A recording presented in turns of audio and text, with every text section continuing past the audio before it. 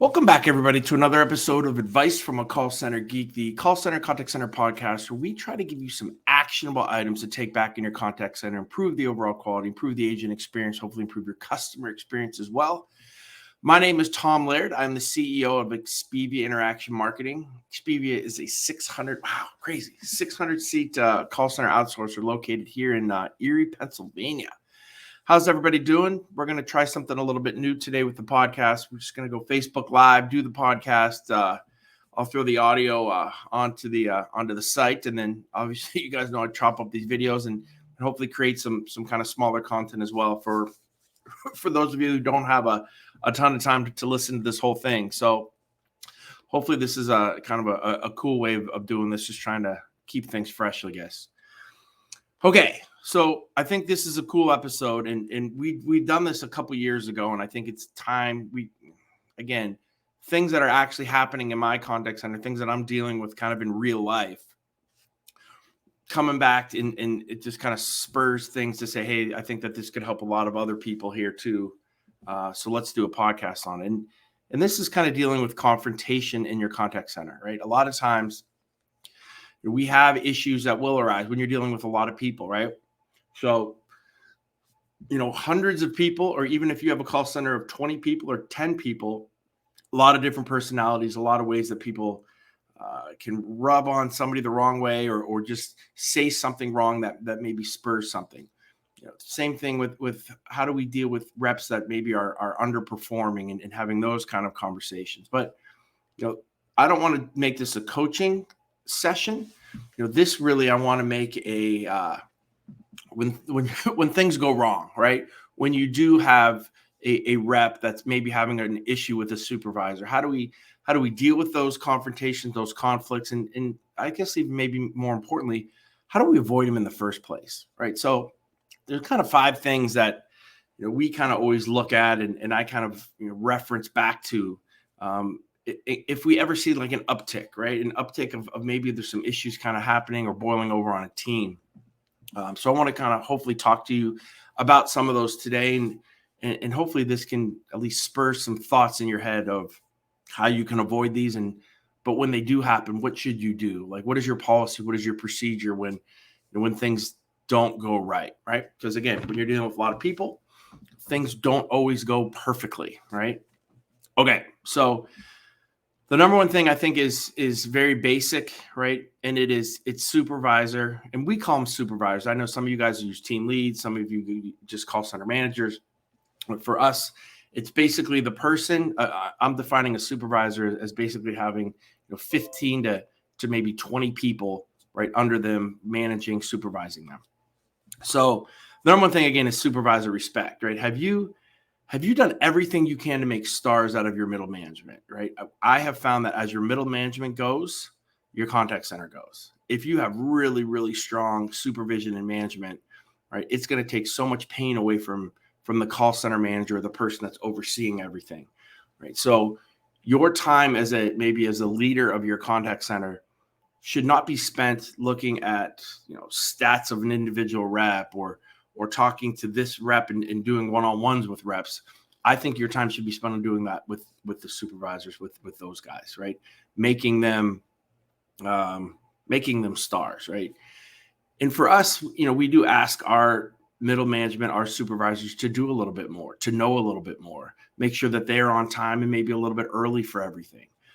They need to be experts on the program. We try to make sure that if we have a new program that comes in or a new client, again, we're a BPO, different clients are coming all the time, that we want to do some training sessions on this before we go in with the reps, right? So that, again, our supervisors, they might not know the total ins and outs of it, but they're going to be there to guide, and they're always going to be kind of one step ahead of the rep. And I think that if they're doing that and they're consistently showing that they're assisting and they're helping, and that the rep can gain something from them, right? It's kind of that kind of servitude leadership, right? Where that management person is always trying to help, but they also know more, and they're doing a little bit more than the rep, right? Again, from maybe how they're dressed. And I know we can talk about dress code, but how they're dressed, how they speak. There needs to be a little bit of differentiation, I think, in the type of person, right? So The other thing with it, with the respect thing is, I'm not saying that you can't be friends with the reps, right? I know that this gets into a touchy subject and I get a lot of disagreement, but I think it just becomes more difficult when when a supervisor is kind of best friends with their team, right? So maybe like going out on Friday and Saturday nights, and I'm not saying you can't go to a party or picnic. And again, this is a little bit different from personality. This is just my opinion. I'm not saying it's right or wrong, but we try to have them at least understand that there needs to be a little bit of a line, right, between the two roles, because I think it helps the agent more when that line is there. So really, the other thing too, like, do you have a management training program, right? We have a couple podcasts that are on management training. I think that's really important. The biggest mistake you can do is just promote, right, and put that person into a supervisory role without any type of training. It's a different role. It's totally different. The things that they're going to have to deal with are different. So make sure that you're kind of looking at that. Okay. I think number 2, right, from a confrontation standpoint is really understanding expectations and consequences, right? So when we do a week of kind of Expedia training for all new hires before we talk about any programs. And one of the things we do is we do talk about the expectations, right? So,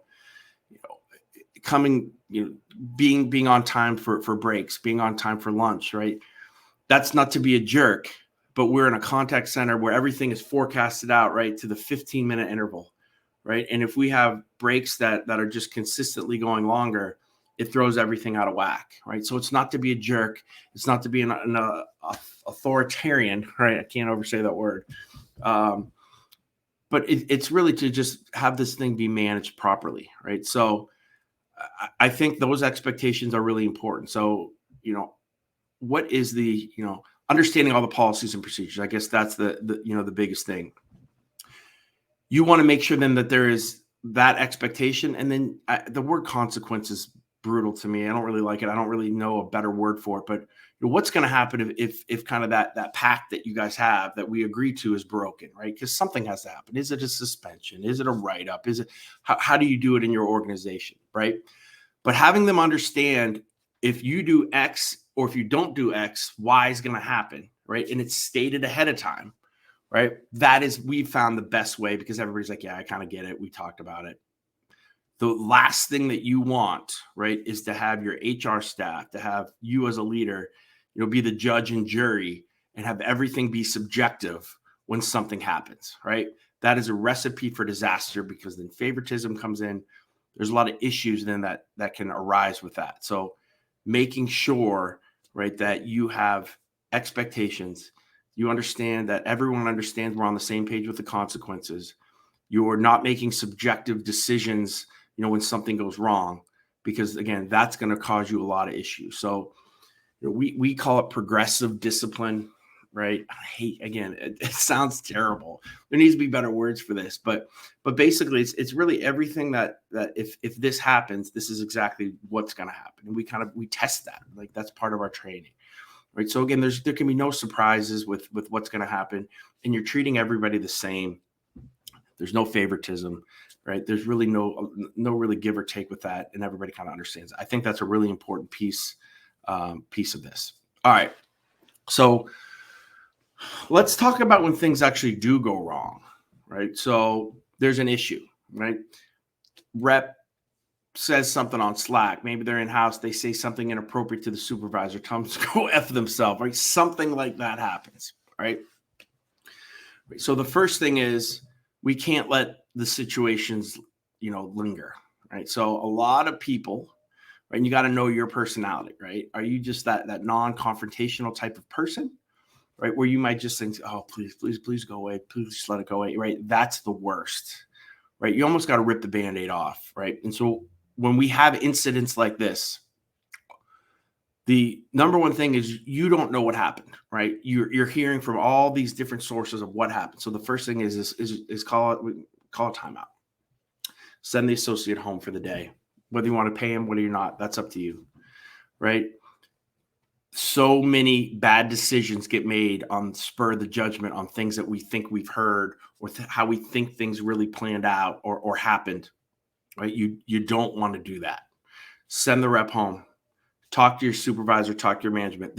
For me, we put so much training into our middle management that a lot of times I will tend to lean and have their back, right?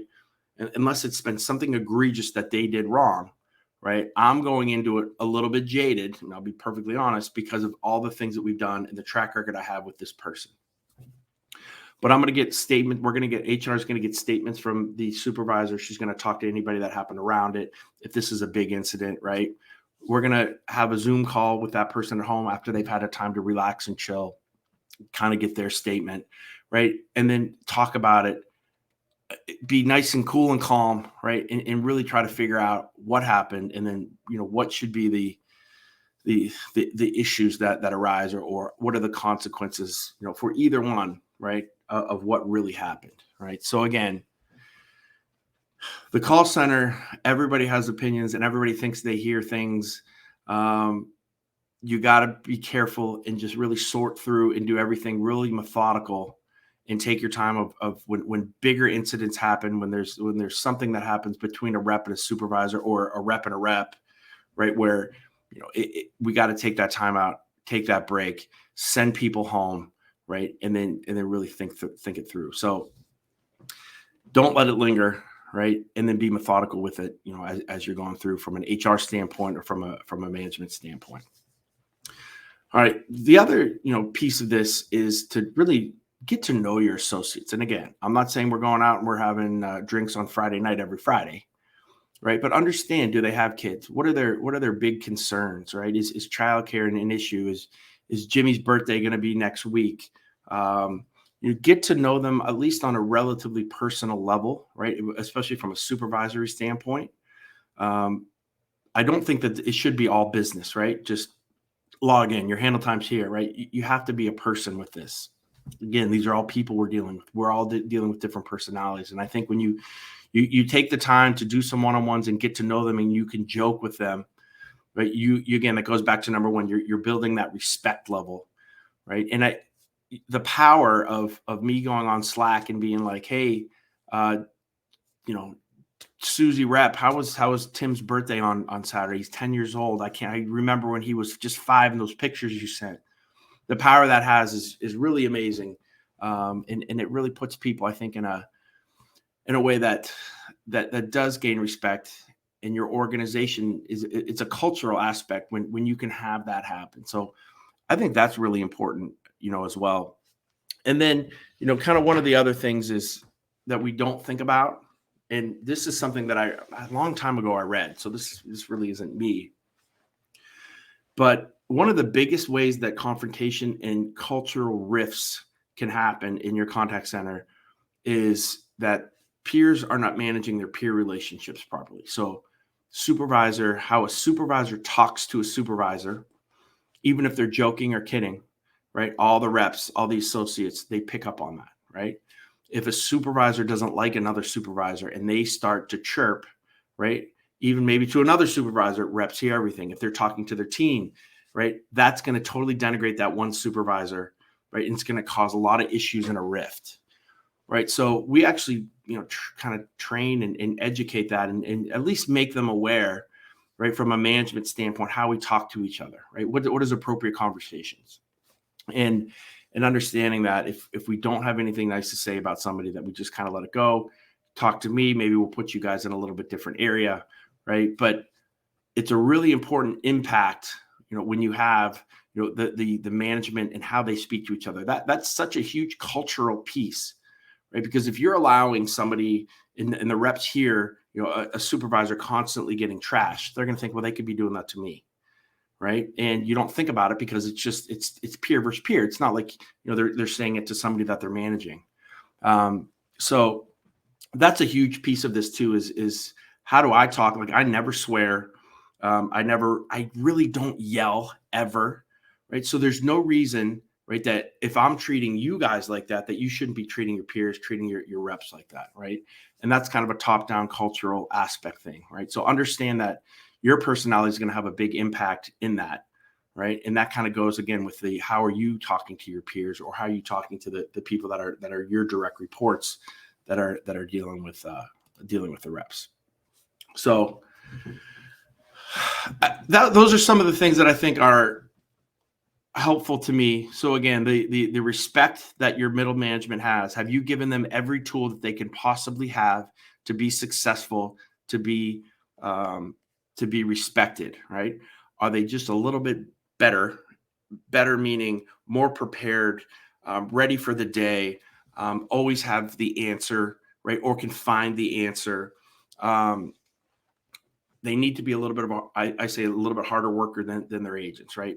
There's that respect level that totally gets built. Number two, understanding consequences and the expectations around those, right? Making sure that everything is kind of scoped out ahead of time, right? You do not want to be the judge, the jury, making subjective decisions on a rep or on things that are happening when that should all be scoped out. Number three is don't let the situation linger, right? And be very methodical with any issues that then come about, right? Diffuse the situation as quickly as you can, and then try to get as many pieces of input as you possibly can. All right. Number four is I think you need to know your associates, right? A supervisor needs to really know their associates, understand what makes them tick. Again, that goes back to the supervisor respect. And then really from a cultural aspect, understanding how you're talking to each other, how you're talking peer to peer, all that stuff, I think can really play it lays the foundation culturally.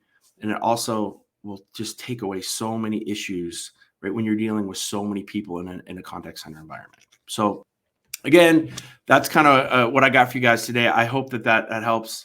I think it's been something that, again, every once in a while I go back and even look at the book, at the Advice from a Call Center Geek 3.0, and I'm like, oh my gosh, we haven't talked about this in a really long time. And again, not that things have been going on in my contact center, but we've just been growing so much that, a lot of new people are coming on board, and we're trying to really reinforce this with our middle management too, to make sure that we're doing everything we possibly can to make sure that we don't have any issues, which we really don't have, but it does boil over, right? Every once in a while. I think that the work from home has really has lessened this.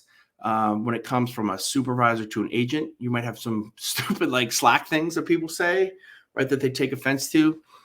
I will say this too, just kind of as a side note, we do limit conversations on Slack to really business and kind of event family driven things, right? So there's no politics, there's no religion, right? It's instantly shut down. You almost get banned from Slack if you do it. Like, we're not having these discussions. Local politics, if somebody's, that happens, right? Because we're kind of in a smaller town, right? Most of our reps are from the area. So when those kind of arise, we try to squash all that. So you just got to be able to manage that, right? And able to understand, again, the expectations and lay things out so you're not surprising people, right? And it doesn't seem like you're picking on them, right? If everything is kind of thought through ahead of time, you're going to think through everything. But for the most part, I mean, I think what issues are in your contact center, and to really, instead of just ignoring them and hope they never happen, take them head on, find out what you want to do with it, and then train it and educate it on it. And I think it kind of brings it to the forefront, and hopefully it makes it go away. So again, thank you guys. Thank you guys that have been hanging out here too in the comments. I appreciate you guys. I would love to see, if it's possible, like any of you guys that listen to this on iTunes, Spotify, Google, like if you guys can post a couple more, we have amazing reviews. So I'd love to see that keep going. That just really allows the podcast to keep growing.